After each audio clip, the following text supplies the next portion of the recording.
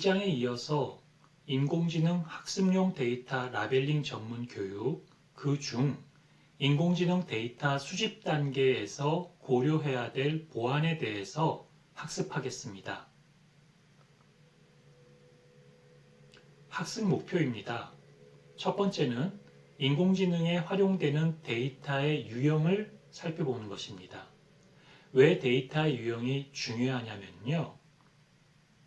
도메인의 성격을 잘 파악한 데이터가 무엇인지를 판단해야 되고, 또 해당 데이터의 유형별로 어떤 특징이 있는지를 알아야지만 무엇을 라벨링하는 것이 많은 AI 개발자들에게 범용성도 확보하고 다양성도 확보할 수 있는지를 생각할 수 있기 때문입니다.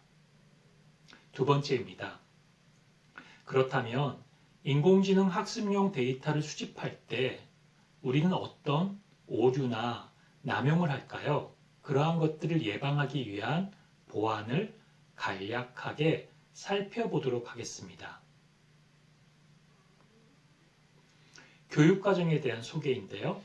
인공지능에 활용되는 데이터의 도메인과 유형을 살펴보아야 됩니다. 데이터의 도메인이 굉장히 중요합니다. 따라서 도메인 전문가의 조언이 필요하고, 그리고 데이터 사이언티스트들이 생각하는 데이터의 유형에 대한 전문 지식이 필요합니다.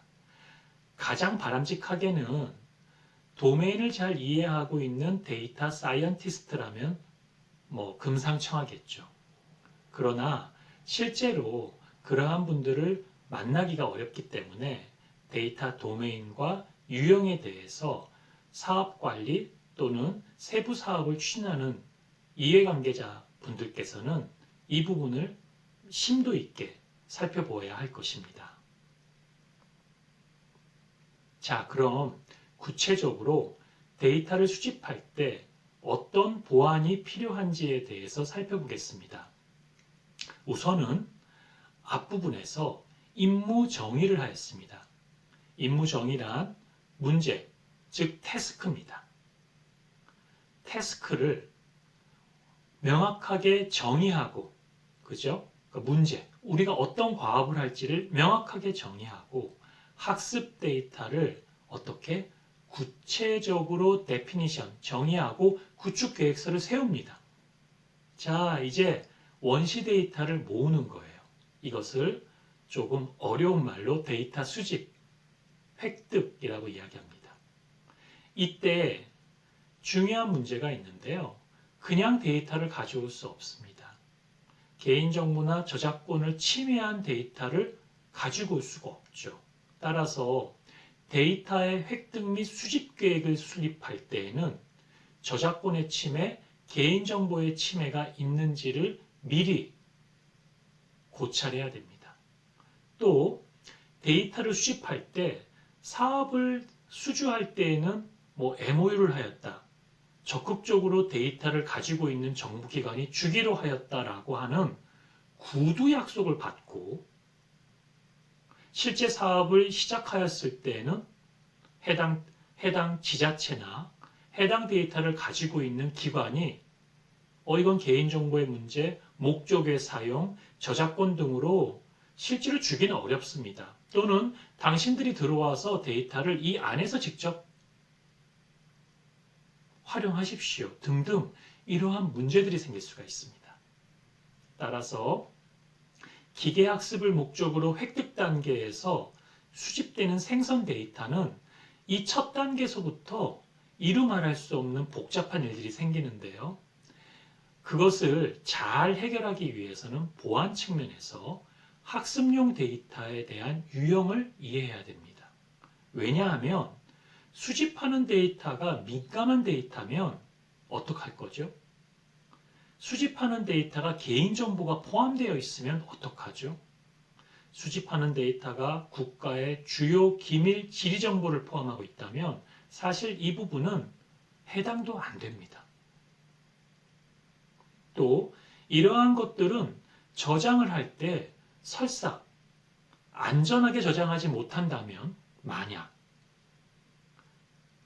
데이터는 또 획득과 수집되어져도 노출되어지는 그런 위험에 빠지게 되겠죠. 이처럼 데이터의 수집 단계에서 정책적인 문제도 있을 거고요. 보안이라고 하는 기술적인 측면에서는 개인정보, 민감정보, 국가보안사항이라는 것을 충분히 검토해 보아야 한다는 것입니다. 그렇다면 법률이 정하고 있는 데이터의 정의부터 보겠습니다. 법에서는 데이터라 함은 숫자, 수, 영상, 지금 보고 계신 제가 영상입니다. 단어, 지금 보고 계신 글자, 이 텍스트가 단어입니다. 이렇게 이루어졌고요. 이게 의미 단어로는 정보, 그렇죠? 이러한 구성하는 자료를 의미합니다. 데이터를 정보 처리 능력을 갖춘 장치를 통해서 생성하거나 처리되어 기계가 판독할 수 있도록 할 때 우리는 그때 정형 데이터, 비정형 데이터라고 이야기합니다. 정형, 뭔가 정해졌어요. 그래서 structured query, 구조화되어져 있는 질의어가 가능하죠. 그런데 비정형, non-structured query, 쿼리 질의를 하는데 데이터베이스에서 non-structured, 구조화되어 있지 않아요. 비정형이라고 합니다. 우리가 정형이라고 생각했을 때에는 저를 한번 정형 데이터로 표현해 볼까요? 제 이름은 강장묵입니다. 제 나이는 몇 살입니다. 저는 남자예요. 주민등록번호는 13자리를 가지고 있습니다. 저의 우편번호를 가지고 있고요. 저를 특징할 수 있는 제가 사는 거수지에 주소가 있습니다. 전화번호는 010으로 시작합니다. 한국 사람이면 82번이 들어갑니다. 정형이죠. 그런데 제가 SNS에 140자로 트위터로 그때그때 따라 말이 달라요. 텍스트가. 이런저런 말 막 해요. 또 제가 이력서라고 하면은 사진이 몇 픽셀 사이즈인데 제가 그냥 제가 사진이 아니라 동영상을 이력서에 넣어요. 그런 이력서가 있습니까? 그렇게 이력서를 받으시나요? 안 받죠? 왜 그러죠? 정형적이지 않기 때문입니다. 정형적이지 않으면 DB 관리를 처리하는데 비용이 더 많이 들고 이력서를 이미지를 가지고 몇 해상도에 몇 픽셀 정도의 1024, 768로 할까요? 자, 그렇게 받았다고 합시다. 그러면 딱 정해져요. 10만 명의 이력서를 받으면 이미지가 어느 정도 볼리면 될지를. 그런데 제 소개를 이렇게 동영상으로 받도록 하겠습니다. 해상도, 프레임, 또 제가 얼마나 말을 더 길게 할 수 있겠어요. 그러면 DB 서버를 구축해야 돼요. DB 서버를 구축하기 위해서 이력서를 관리하기 위해 DB 서버를 따로 구축한다. 기업에게 얼마나 많은 부담이 되겠습니까? 따라서 정형 데이터, 비정형의 정보로 정의되고 있지만 실제로 비정형은 최근에 레거시 시스템을 대체하는 빅데이터 시대에 새롭게 등장한 데이터라고 볼 수 있습니다. 그런데 학습용 데이터 도메인의 상당 부분이 비정형이고 빅데이터를 대상으로 하는 경우가 많아서 우리가 데이터의 도메인과 유형에 대한 이해가 필요한 것입니다. 두 번째로는 8대 분야 외에 더 많은 분야의 170종을 구축하고 개방하였습니다. 저희가 지금 강의하고 녹화하고 있는 2022년 7월 이 시점에 이미 발표를 하였어요. 자, 음성 39종, 비존 15종, 또 국토환경 12종, 농수산물 14종, 안정 19종, 헬스케어 32종, 자율주행 21종, 기타 18종. 우리가 생각할 수 있는 데이터들은 너무너무 많이 나왔어요. 지금은 어떤 새로운 데이터를 구축하지? 어떤 게 새롭지? 이러한 것들이 이슈일 정도입니다. 따라서 비정형화된 데이터 중에서 인공지능 서비스로 하면 사회 혁신과 사회의 기여도가 높은 데이터를 발굴할 필요도 있지요. 그런데 동시에 학습용 데이터를 구축할 때에는 이전에 경험해보지 못한 그런 데이터이기 때문에 사업을 진행할 때 역시 어려움이 예상됩니다. 자, 그러면 도대체 이러한 데이터들은 어떤 유형이 있을까요? 그래도 제가 비정형 데이터, 빅데이터 그런 것들을 다루지는 않아요. 뭐 피복 또는 뭐 3D 해상도를 갖고 있는 3D 지리도면, 3D 지도 데이터, 레이더 데이터 이런 거를 얘기하지 않습니다. 실제 구축은 그런 것들을 해요. 그러나 데이터의 기본적인 유형을 이야기할 때는 역시 이미지가 있겠습니다. 자, 보시죠. 정사각형이죠. 이 이미지를 확대하니까 어떻습니까? 첫 번째 그림이 이미지가 많이 블러가 되어 있고 깨져 있죠. 그렇죠. 이미지를 확대하면 이미지의 질이 손상됩니다. 데이터를 수집할 때 명확하게 이미지들의 어떤 질을 고품질, 중품질, 저품질로 나누어야 돼요. 저도 본 영상을 찍을 때요. 처음에는 조금 품질을 조금 낮추었어요. 그랬더니 이 본 영상은 어느 정도 이상의 품질을 유지하라고 다시 연락이 와서 다시 찍었습니다. 총괄 사업자는 이런 일을 하는 거예요. 데이터의 품질을 보장하기 위해서 근데 저는 제 얼굴이 조그맣게 나오잖아요. 그래서 그렇게 큰 이미지가 필요한 거야? 라고 반문을 하는 마음이 생겨요. 왜? 일을 2번 해야 되니까. 그렇지만 총괄 사업자는 이렇게 학습용 데이터를 구축하지 않는 분도 이렇게 요청하는 것처럼 참여 사업자에게 각기 다른 데이터를 수집할 때 데이터가 동질적이고 균등할 수 있도록 최선을 다해 수집하는 그러한 노력을 해야 됩니다. 자, 보십시오.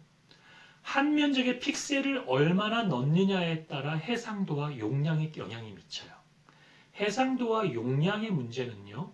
이미지라고 하는 CNN, Convolution Neural Network이나 DNN, Deep Learning 등 여러 가지 것들을 앙상블로 모델링 할 때 무슨 문제가 생기냐면요. 학습 시간이 어마어마하게 오래 늘어나요. 이게 건수가 10만 건, 20만 건을 러닝한다고 쳤을 때 해상도가 훨씬 깊고 또 해상도가 크고 용량이 어마어마하면 그래픽 서버, GPU 서버도 엄청나게 커야 되고 또 모델링도 이 이미지를 잘 로딩하고 할 수 있도록 하는 최적화를 해야 되고 굉장히 힘들어져요. 여러분들 모델 돌려놓고 집에 가잖아요. 진짜 신기한데 기계가 농담입니다만 집에 돌아간 걸 알고 집에가 멈출 때가 있어요. 그러면 일주일 동안 해야 되는 거면 다시 해야 됩니다. 그래서 사업자들은 이 해상도와 용량에 대한 것들을 모델링까지 고려해서 면밀하게 잡아야 되는데요. 픽셀은 0에서부터 255개의 하지를 가지고 있죠. 해상도라는 것은 일정한 규격 안에 픽셀은 화면을 구성하는 최소한의 점이에요. 여러분들 지금 인터넷으로 저랑 소통하고 계시죠? 자, 인터넷으로 갈 땐 뭐가 됩니까? 패킷입니다. TCP, IP의 패킷으로 가요. 여러분들 화면을 보고 계시죠? 동영상을 보고 계시죠? 어떻게 보고 있습니까? 화면에서 빛이 나오죠? 빛이 나오는 최소점, 그 하소점 하나. 그 픽셀이 일정한 사이즈에 몇 개나 들어갔어요? 그렇게 묻습니다. 그것을 1024 가로 곱하기 768. 그럼 곱한 것만큼 들어가 있는 거예요. 자, 두 번째는 하나의 픽셀 하소가 얼마만큼의 색깔을 표현할 수 있어요? 2의 8승 256자예요. 0을 포함해서 255개까지의 하소를 표현할 수 있다네요. 자, 나는 미대가 아니어서요. 빨주노초 파남보밖에 몰라요. 이렇게 무식합니다. 그런데 256개의 하나의 점이 색감을 표현할 수 있으면 깊겠죠. 그러나 하가의 눈으로 봤을 때는 절대 음감을 갖고 있는 것처럼 0시 온잖아요. 그러면 어떻게 해요? 2의 16승, 2의 8승. 자, 이렇게 어마어마하게 많은 색감을 표현할 수 있도록 넣어주겠죠. 자, 제가 3D 지도를 만드는 어떤 그런 사업에 한번 그 자문을 할 기회가 있어서 살펴보았는데요. 해상도가 상당해집니다. 그래서 그러한 경우에는 기존의 위성사진, 또 적외도 항공사진, 스트리트뷰 사진 외에도 다른 측면에서의 사진이 들어가고 벡터값도 들어가게 되죠. 다시 말하면 같은 이미지라고 할지라도 어떠한 도메인에 쓰느냐에 따라서 그 도메인 기술이 틀리고 그 도메인에서 요구하는 퀄리티가 틀려요.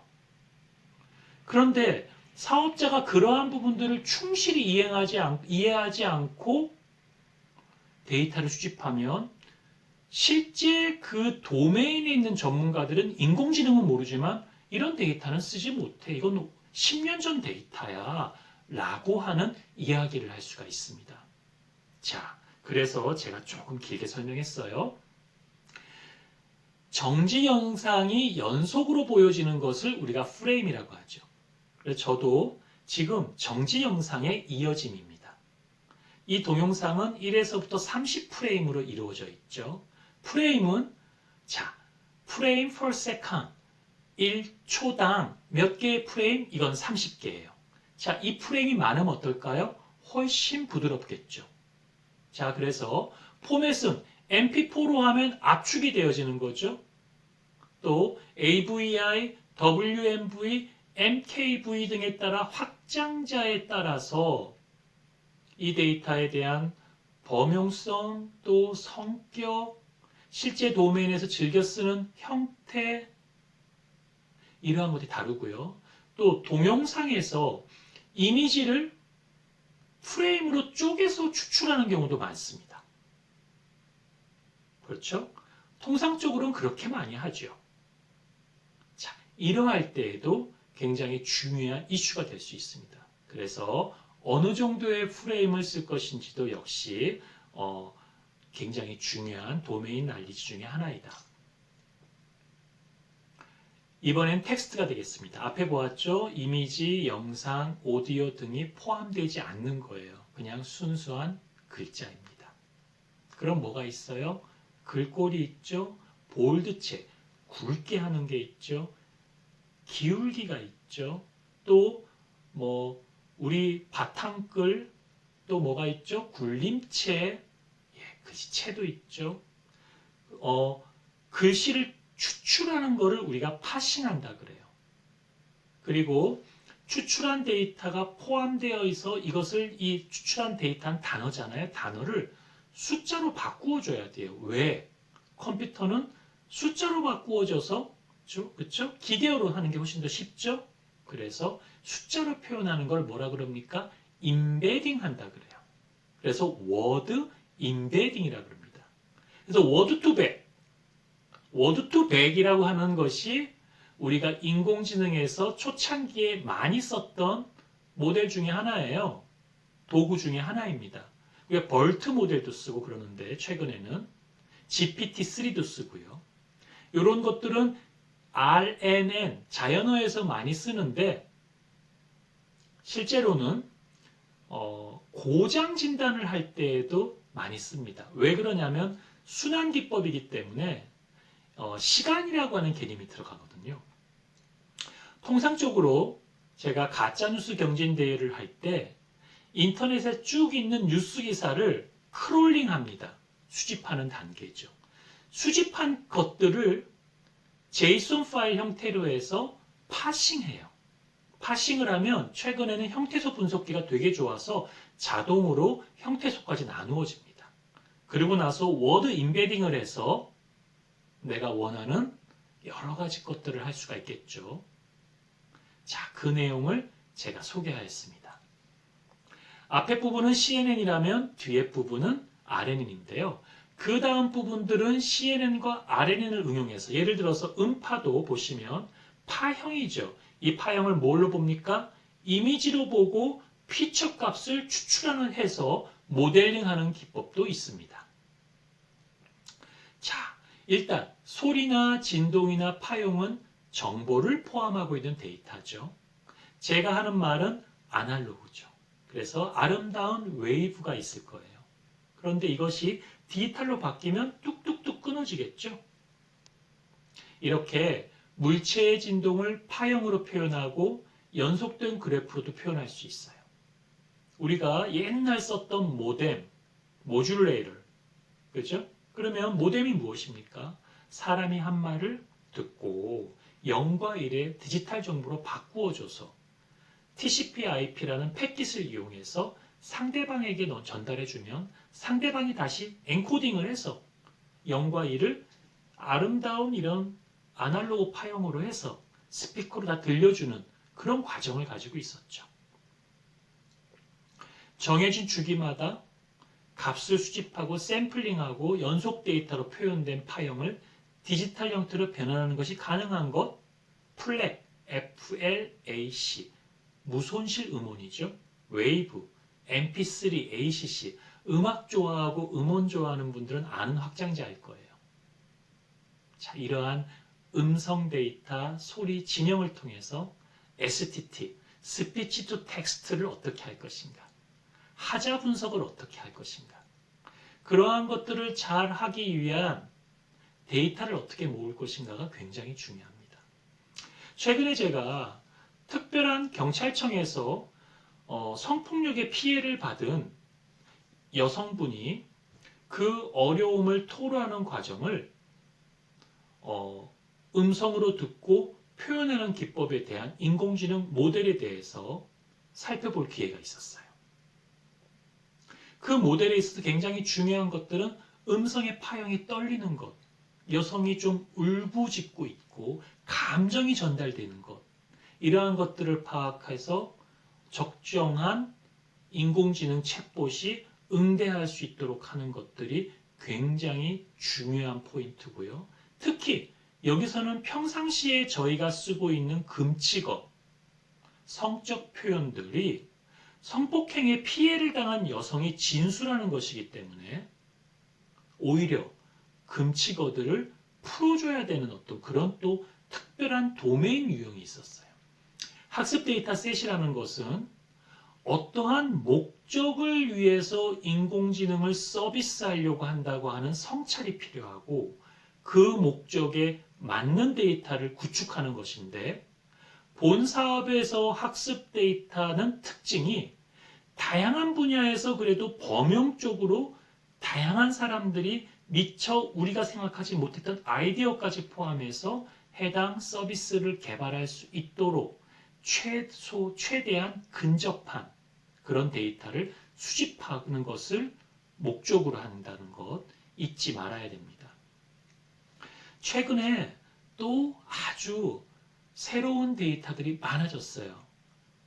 지금의 시대를 우리가 IoT, 인터넷 오브 띵스라 그러죠. 심지어는 이 IoT가 발전해서 EOT, 인터넷 오브 에브리띵, 에브리띵에 있어서 모든 것이, 모든 사물이, 모든 데이터가 올라올 수 있죠. 제가 지금 말을 하고 있는 것은 오로지 하나의 센서예요. 마이크밖에 없습니다. 그런데 제가 온도 센서를 가지고 있다면 자동으로 여기서 에어컨이 나오겠죠. 제가 땀을 흘린다면 또 뭐 자동으로 약간 누가 로봇팔이 나와서 제 땀을 닦아줄 수도 있겠죠. 이처럼 이러한 새로운 센서들이 우리 일상생활에 많이 스며들고 있습니다. 온도 센서, 근접 센서, 적외선 센서. 최근에는 태양광 때문에 일조량이라든지 또 태양광에서 이 패널 위에 새나 이러한 것들이 좀 이렇게 뭘 떨어뜨린대요. 그래가지고 오물이 많이 묻는데요. 청소하는 것도 어렵다 그러네요. 자, 그런 것들을 어떻게 센싱해서 클린할 것인지, 그래서 에너지 효율을 높일 것인지, 이런 다양한 우리가 평상시에 생각하지 못했던 그런 데이터들이 마구마구 올라오고 있어요. 그런 데이터들이 학습용 데이터의 중요한 어떤 수집 대상이 됩니다.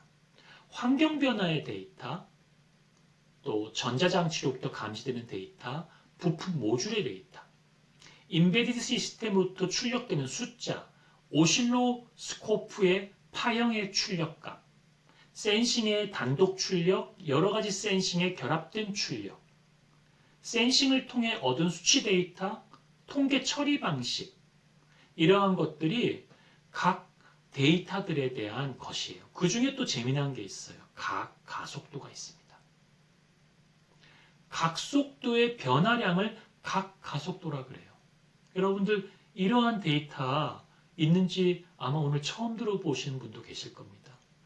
각속도의 변화량을 나타내는 벡터 값이 각 가속도예요. 이것을 센싱하는 센싱 값이 있습니다.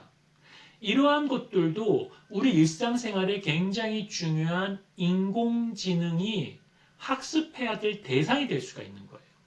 그런데 이런 데이터를 다루는 사람들은 인공지능에 대한 지식이 약해요.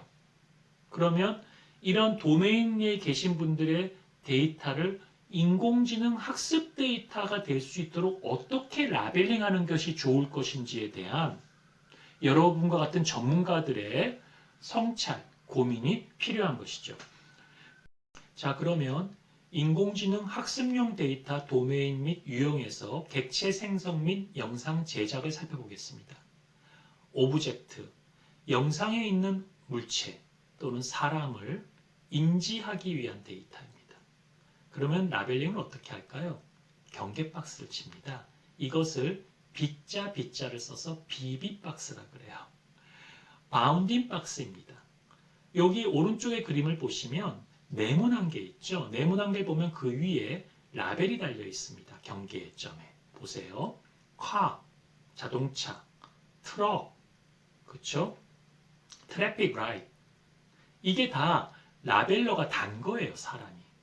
본 사업은 기본적으로 오토 라벨링을 하진 않습니다. 그래서 사람들이 직접 여기에 카 이렇게 달아주는 거예요. 다 어떻게 해요? 하나하나 이렇게 외곽선을 테두리를 담아서요. 비비박스의 단점은 이렇게 자동차 같은 경우는 사실 좀 이렇게 보면 밑부분과 옆부분이 자동차가 아닌 부분도 담기죠. 예, 좀 그런 부분들이 있습니다. 그래서 자유도가 높은 어떤 오브젝트인 경우에는 비비박스 외에도 다양한 것들을 활용할 수가 있겠습니다. 3D 모델링 기술과 접목되어서 사람의 자세, 몸 동작에 대한 분석, 이를 따라하는 영상을 제작하는 것도 가능합니다. 앞부분을 살펴보았던 것들처럼 인공지능의 데이터를 수집을 잘 하였는데 오남용이 발생하는 것들을 어떻게 예방할까요? 이를 위해서는 보안이 필요한데요. 다음과 같은 보안을 간략하게 학습하겠습니다. 데이터 수집부터 오남용을 예방하기 위한 보안 수칙이 있는데요. NIA의 학습 데이터 구축 사업은 단기에 대량의 학습 데이터를 납기해야 되는 특징을 가지고 있습니다. 굉장히 중요한 용어가 있어요. 단기입니다. 그리고 수십만 건의 대량이에요. 학습 데이터를 그때 제출해야만 됩니다. 이로 인해서 안정적인 프로젝트 관리가 필요한데 양질의 데이터, 원천 데이터가 처음서부터 수집이 안 돼서 한 달이 밀리죠. 그러면 뒤에 데이터에 대한 정제가 또 밀리고 모델링은 학습할 수 있는 시간 자체가 없어져 버려요.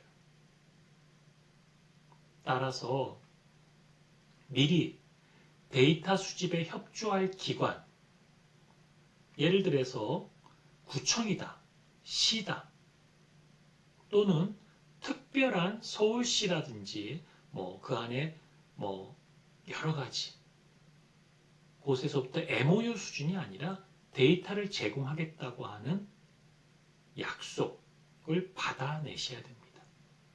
그래야 사업이 안정적으로 진행됩니다. 두 번째, 사업자는 데이터에 대한 품질에 대한 고민은 사실 막상 사업 시작되면 잘 안 하게 돼요.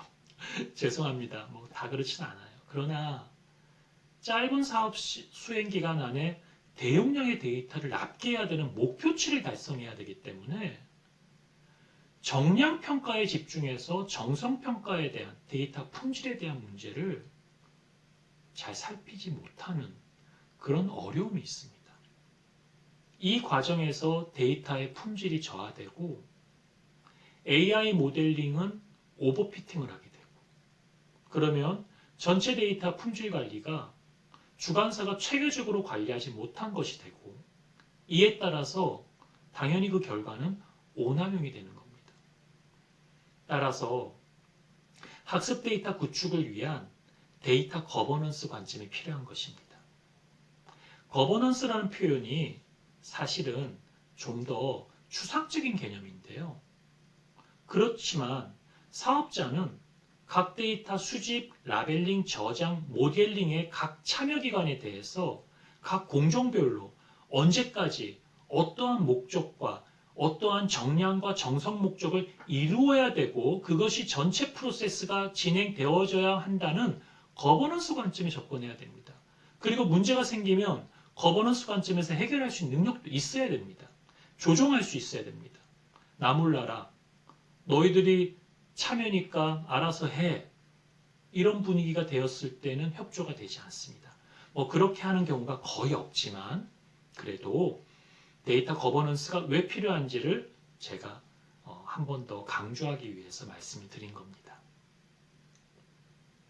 그러면 이러한 오남용이 없도록 수집되어지고 또 라벨링되는 보안이 필요한 것입니다. 또 데이터를 구축할 때 데이터의 출처와 근원 관리를 꾸준하게 해야 됩니다. 그래야 데이터의 신뢰성이 확보가 되는 것입니다. 이제는 데이터에 대한 버전 관리, 기관의 인증, 출처에 대한 추적, 데이터의 생명 주기까지 함께 관리하는 데이터 거버넌스 프레임워크가 필요합니다. 자, 그러면 앞에서 설명한 데이터 거버넌스는 무엇일까요? 이것은 학습 데이터의 기본이라고 할 수 있는 데이터의 가용성과 유용성과 통합성과 보안성을 전체적으로 관리하기 위한 팔러시, 정책, 그리고 절차, 프로세스를 수립하는 겁니다. 그런데 그런 프로세스를 수립하지 않고 가이드라인도 스스로 안 가지고 그냥 주먹구구식으로 하자고 했을 때는 데이터 품질이 납기 기간 안에 완수되기가 어렵습니다. 그러면 데이터 거버넌스를 위한 작업은 무엇이 있을까요? 유용한 데이터의 유형을 알아야 되고요. 품질에 대한 표준이 있어야 됩니다. 데이터는 어느 정도, 아까 이야기했죠? 이미지는 몇 픽셀의 어떤 해상도, 동영상은 어떤 프레임이 몇 초에 들어가야 돼? 이러한 어떤 정확한 규정이 필요합니다. 또 영상을 찍을 때에는 수집한 영상은 몇 퍼센트는 불이 났다면 가운데, 근데 가끔 영상에서 불 난 게 오른쪽 끝에 있을 수도 있잖아요. 오른쪽 끝에, 화면에서 왼쪽 밑에, 또 새가 날아갈 때, 산에서 불이 났을 때, 멧돼지가 출현하고 피해갈 때, 이러한 변수들이 다양하게 있을 때에도 불이 어느 정도 나고 어떤 상태인지를 디텍션할 수 있어야 돼. 제가 구체적으로 말씀드린 거예요. 이러한 것들에 있어서 각 데이터의 유형과 품질, 수집 방법, 저장 방법, 검색 방법을 거버넌스 할 수 있어야 됩니다. 그리고 이 데이터를 관리할 때 보안 역할 다 할당을 시켜야 되고 책임을 정의해야 됩니다. 책임에 대한 디스크립션, 설명이 필요하겠죠. 또 데이터 사용을 위한 정책이 필요하고요. 워크플로우도 만들어야 됩니다. 이와 같은 지속적인 모니터링과 피드백이라고 하는 데이터 처리의 관행이 수립되어져야 됩니다.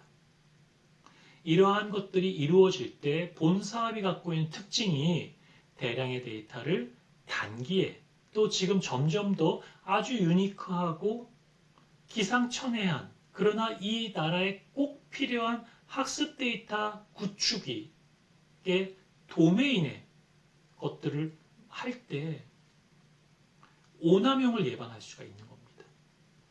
자, 그러면 데이터 거버넌스는 어떤 비전이 있을까요? 수익을 증대합니다. 더 나은 의사결정을 갖습니다. 투명성을 목표로 합니다. 이건 기업의 일반적인 데이터 거버넌스예요. 그럼 이걸 어떻게 측정할까요? 측정하는 방법도 결정해야 됩니다. 데이터 거버넌스를 위해서는 다양성, 데이터의 다양성, 데이터의 안정성, 데이터의 책임성, 투명성이 확보돼야 됩니다. 자, 그러면 앞에 추상적인 비전과 정의는 어떻게 구체적으로 표현할 수 있을까요? AI 시스템을 위한 학습 데이터의 수집 과정에서는 학습에 필요한 개인정보 항복의 범위를 정의하고 충분한 개인정보 보호 정책을 만들고 거기에 입각해서 거버넌스 쪽으로 비식별화 기술을 적용해야 됩니다. 학습 데이터의 대표성은 수집된 데이터의 구성이 실제 세상의 데이터 표본과 유사해야 됩니다. 통계적 유사성을 갖는다고 표현합니다. 학습 데이터가 실제 세상에 대한 대표성을 지니지 못하면 서비스 결과가 왜곡됩니다. 거버넌스적인 이해가 필요한 것이죠. 예를 들어 볼까요? 365일 중에서 우박이 떨어지는 날이 며칠입니까? 아마 우박이 떨어지지 않는다라고 AI가 판단하면 그 사람이 1등 할 겁니다. 정확도에서. 데이터를 수집할 때 우박이 떨어지는 사진은 10,000장을 수집했는데 비가 내리는 사진은 우리나라 같이 장마가 오는 곳인데 1,000장만 수집을 했어요. 이러면 이 학습 데이터가 대표성을 갖습니까?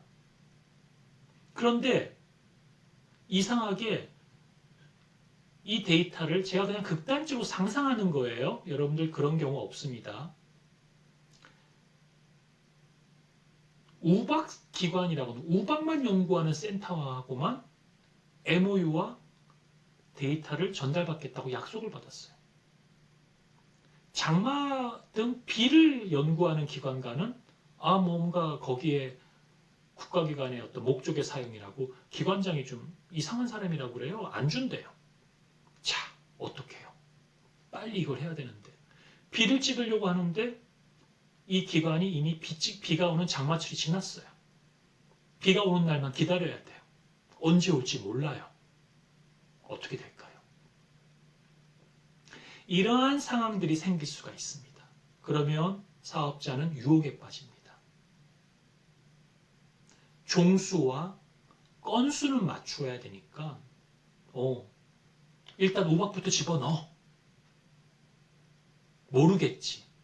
근데 그렇지 않습니다. 다 압니다. 따라서 사업을 수행하는 기간이 봄, 여름, 가을, 겨울에 해당하는지 또 실제 사업을 시작할 때 데이터 수집 기간이 모델링도 해야 되고 정제도 해야 되기 때문에 가을에만 해당되는 건지 그렇다면 그 가을 기간이라고 하는 변수가 수집하는 데이터의 환경에 어떤 영향을 미치는지까지도 거버넌스로 생각할 수 있는 그런 사업 총괄이 필요한 겁니다. 데이터 거버넌스는 제가 가용성, 무결성, 팔러시에 대한 책임 준수, 지속적인 피드백과 모니터링이라고 하는 구체적인 이런 걸로 표현하였는데요. 그 중에 신뢰성 확보를 위한 프로파일링을 이야기할 수 있습니다. 데이터 중 쓸모없는 데이터는 삭제하는 겁니다. 또 데이터의 분석과 표준화를 위해서 하나의 통일된 형식으로 표준화시킵니다. JSON으로 표준화할까요? XML로 할까요? 뭐 JSON을 XML로 변환시키는데 뭐 하루면 돼요, 이틀이면 돼요, 뭐 3일이면 됩니다. 뭐 그렇게도 이야기할 때가 있고요. 데이터를 강화시켜야 됩니다. 꾸준히 수집해서 보강해야 됩니다. 또 들어간 데이터의 항목들은, 클래스들은 어떻게 각 항목들을 표준화시킬까요? 뭐 이런 것들도 중요한 이슈입니다. 그러한 것들에 대한 이해도가 사업을 하시는 분들이 알고 있어야지만 데이터 수집서부터 모델링까지 문제없이 진행될 수가 있고요. 프레파일링은 사실은 범죄 현장이나 증거에서 쓰는 용의자 범행 수법에 대한 성별, 나이, 습관, 직업 등을 추론해서 범인을 잡는 범죄 수사 기법입니다. 그런데 이것처럼 빅데이터 속에서 더 나은 의사결정을 위한 인사이트를 위해서 데이터 프로파일링이 있습니다. 데이터의 더미 속에서 비즈니스 규칙과 분석에 맞는 어떤 프로파일링을 하는 것이죠. 여러분들 수집 데이터가 어마어마하게 다양한데 그 안에서 수집할 때 팔러시를 잡아서 이러한 것들을 라벨링해야 되기 때문에 수집 데이터는 다양성을 위해서 이러한 규격과 양식으로 수집되어져야 돼 라고 하는 명확한 기준을 가져야 된다는 겁니다. 그래야지만 데이터의 품질을 보장받는데요. 워낙 다양한 종류의 데이터들을 처리하기 때문에 자율주행차가 되면 제가 지금 이야기한 예가 또 달라지겠죠. 라이더, 레이더, 그죠? 지도, GPS, 교통신호 시스템, 연계, 다양한 데이터들이 들어올 수 있습니다. 자, 그때 메타데이터에 대한 것을 이해한다면 훨씬 더 좋습니다. 메타데이터는 데이터의 데이터예요. 뭐라 그러냐면 구조화된 데이터라고 합니다. 그래서 메타데이터에 대한 세부 내용을 거버넌스 입장에서 학습 데이터셋을 구축할 때 잘 고민해야 됩니다. 이것이 향후 학습 데이터셋이 공개되었을 때 이용할 주체의 이해관계를 조정할 수 있는 거버넌스적인 어떤 입장이거든요.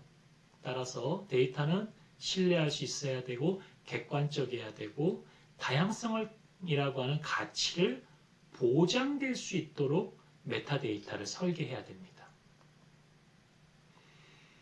자, 그러면 데이터 거버넌스에는 메타데이터 관리가 필요하죠.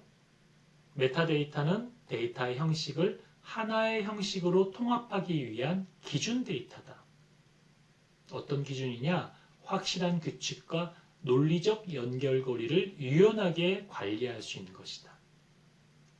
데이터의 생명주기, 또 민감한 데이터는 보호하기 위한 데이터에 대한 정책과 관리 기준, 이러한 것들은 인공지능 신뢰성 프레임워크에서 인공지능 서비스의 이해관계자들, 이 서비스를 쓰는 이용자들, 청소년이냐, 어른이냐, 노인이냐, 학습에 활용되는 데이터를 명확하게 이해하고 활용할 수 있도록 하는 메타데이터가 제공돼야 된다는 겁니다. 메타데이터는 데이터를 설명하기 위한 데이터예요. 그래서 원천 데이터의 여러 특징들을 잘 기술해 놓고 부가적으로 이것이 공개되어진 뒤에 정부 관계자, 연구자, 기업 대표, 개발자, 서비스 기획자, 이러한 사람들의 이해관계에서도 범용적으로 사용될 수 있는 학습 데이터를 납비할 수 있도록 데이터 거버넌스적 이해가 필요한 것입니다.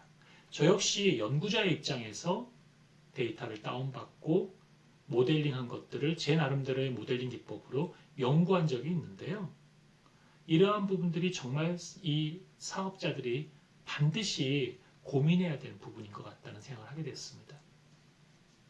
데이터 레이커를 위한 필수 요소로는 이제 보시면 원형, 원시 형태로 저장된 데이터 저장소를 뜻합니다.